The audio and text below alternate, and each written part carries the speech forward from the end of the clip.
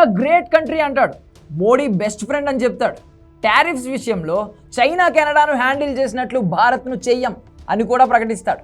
Cut చేస్తే liberation day రోజు భారత్పై భారీ సుంకాలు విధించి తను పక్కా బిజినెస్ పర్సన్ అని నిరూపించుకున్నాడు. తమ్ముడే పేకాటే అంటూ 26% టారిఫ్స్ సంధించి జాదూ నెంబర్ 1 అనిపించుకున్నాడు ట్రంప్. కానీ ఇక్కడితో అంతా అయిపోయినట్టు కాదు. ఇల్లు అలకగానే పండుగ కాదు, అమెరికా షేక్ అవడం ఖాయం. ఎందుకు ట్రంప్ విధించిన 26% పన్నులు మన దేశంపై ఎలాంటి ప్రభావం చూపించబోతున్నాయి? ట్రంప్ టారిఫ్స్ను తిప్పి కొట్టడానికి మోడీ సర్కార్ దగ్గరున్న ఆ 2 ఆప్షన్లు ఏంటి? ఇవాళ టాప్ స్టోరీలో చూద్దాం. But you're not treating us right. They charge us 52%. You have to understand, we charge them almost nothing for years and years and decades. And it was only 7 years ago when I came in, we started with China and charged them. We took in hundreds of billions of dollars from China in tariffs. And they understood, honestly. President Xi understood. He said, look, I understand. And the other countries, and they all understand. We're going to have to go through a little tough love maybe, but they all understand. They're ripping us off and they understood it. 2025 ఏప్రిల్ 2న America liberation డేగా పిలుస్తూ అన్ని దిగుమతులపై 10% base line సుంకం విధిస్తున్నట్లు ప్రకటించారు Trump. భారత్పై 26%, చైనాపై 34% discounted reciprocal tariffs విధించారు. ఈ సుంకాలు ఏప్రిల్ 5 నుండి అమలులోకి వస్తాయి. దేశాల వారీగా అధిక సుంకాలు ఏప్రిల్ 9 నుండి ప్రారంభమవుతాయి. తన నిర్ణయాన్ని ట్రంప్ అగ్రరాజ్యం ఆర్థిక స్వాతంత్ర ప్రకటనగా అభివర్ణించారు. భారత్ గురించి మాట్లాడుతూ గతంలో ఇండియాను టారిఫ్ కింగ్ అని పిలిచిన ఈసారి భారత్పై 26% సుంకాలు విధిస్తూ కాస్త దయ చూపమని చెప్పారు. భారత్ అమెరికా ఉత్పత్తులపై విధించే టారిఫ్స్కు సగం మాత్రమే వసూలు చేస్తున్నామని అన్నారు. ఈ సుంకాలు భారత ఎగుమతులపై, ముఖ్యంగా ఔషధాలు, ఆటోమొబైల్స్, జ్యువెలరీ వంటి రంగాలపై ప్రభావం చూపే అవకాశం ఉందని నిపుణులు విశ్లేషిస్తున్నారు. సిటీ రీసెర్చ్ నివేదిక ప్రకారం ఈ సుంకాల వల్ల భారత్ సంవత్సరానికి $7 బిలియన్ నష్టాన్ని చూడవచ్చని అంచనా.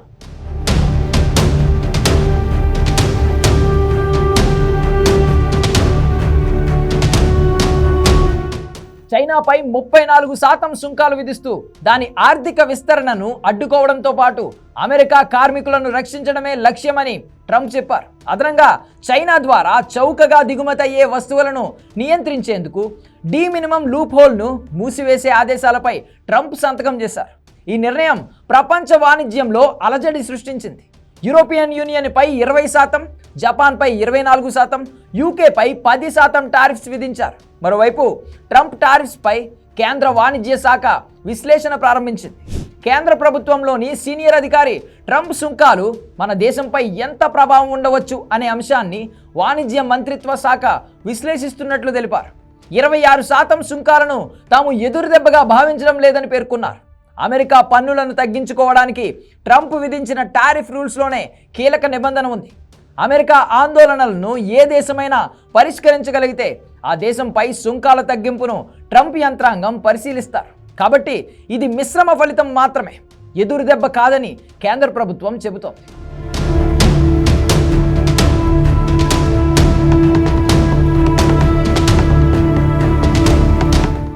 మరోవైపు భారత్కు ఈ సుంకాల వల్ల నష్టం కలుగుతుందా అనే ప్రశ్నపై నిపుణులు 2 వైపులా వాదిస్తున్నారు. ఒకవైపు భారత ఎగుమతులు అమెరికా మార్కెట్లో ఖరీదైనవిగా మారి డిమాండ్ తగ్గే ప్రమాదం ఉందంటున్నారు. మరోవైపు చైనాపై అధిక సుంకాల వల్ల భారత్ టెక్స్టైల్స్, తయారీ రంగాల్లో అవకాశాలను అందిపుచ్చుకోవచ్చని కొందరు ఆశాభావం వ్యక్తం చేస్తున్నారు. తాము విధించిన సుంకాలకు వ్యతిరేకంగా ప్రతీకార చర్యలు తీసుకోవద్దని అమెరికా ఖజానా శాఖ కార్యదర్శి స్కాట్ బెసెంట్ హెచ్చరించారు. అంటే ఏంటర్థం? ట్రంప్ ఎన్ని సుంకాలైనా వేసేయచ్చు కానీ భారత్ లాంటి దేశాలు తిరిగి సుంకాలు పెంచకూడదు. ట్రంప్ నిర్ణయాన్ని సూపర్ అని మెచ్చుకోవాలి. ఇదెక్కడి న్యాయం అనే ప్రశ్నలు వస్తున్నాయి. అయితే అమెరికా ఖజానా శాఖ అధికారి ఊరికే ఈ వార్నింగ్ ఇవ్వలేదు. గతంలో ట్రంప్ టారిఫ్స్ దారుణంగా బెడిసికొట్టాయి కాబట్టే, మరి ముఖ్యంగా ట్రంప్ ప్రతీకార పన్ను నిర్ణయాన్ని ఇండియా ఊహించని విధంగా తిప్పికొట్టింది కాబట్టి.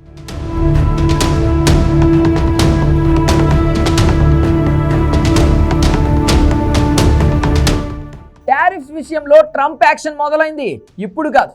తన ఫస్ట్ టర్మ్లోనే ప్రతీకార పన్నుతో ప్రపంచాన్ని పరేషాన్ చేశాడు.